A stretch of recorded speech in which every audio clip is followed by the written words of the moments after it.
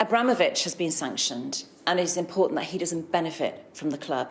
Our priority is to ensure that the club is protected, that the fans are protected, and the national game. And the integrity of the club. The club can still play.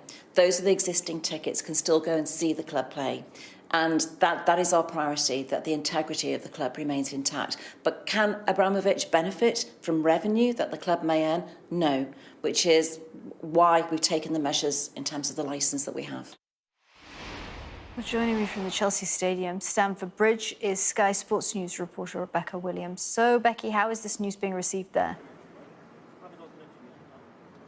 Well, a lot of the fans here are pretty angry because it means that they possibly will not be able to watch their side play. It's a glorious day down here, and on the face of it, everything seems pretty normal. But actually, nobody is allowed inside this club apart from staff at the moment. And just outside Stamford Bridge, they put out a whole media pen because, as you can imagine, there's an awful lot of interest in this story.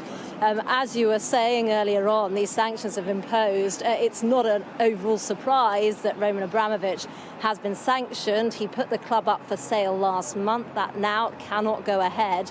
But what it also means is that the club are not allowed to sell any merchandise. In fact, outside the shop today, there's a sign saying that it will be closed until further notice, given the circumstances. They cannot sell match day tickets. It's only those who've got season tickets that will be able to attend.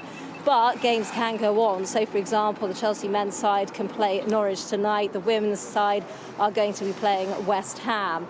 But it does have a massive impact on this club. And we know that the shirt sponsor, 3 Mobile, is now reviewing its relationship with the club. And certainly when sponsors start to rally perhaps against the club, then it has issues in terms of its business plan. But yeah, looking at the people that have come down here today, there's certainly a few fans that are milling around. Lots of them are pretty worried about whether Chelsea Football Club will ever be the same again.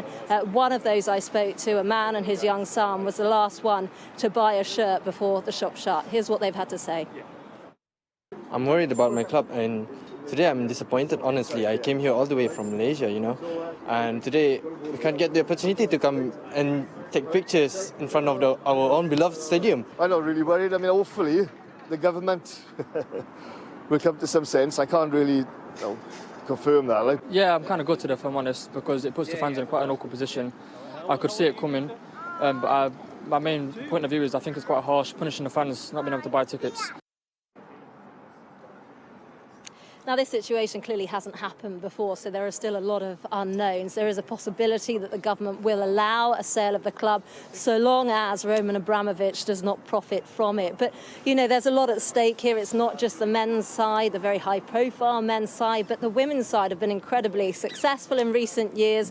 Under Emma Hayes, their manager, they won the Women's Super League last season.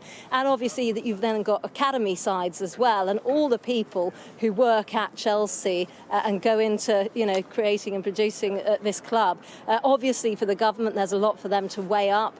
They've got to look at Chelsea as, part of the cultural heritage of this country. But at the same time, they want to make a very firm stance coming down on oligarchs such as Roman Abramovich. And, they've been talking about seizing assets in recent weeks, and that has now happened.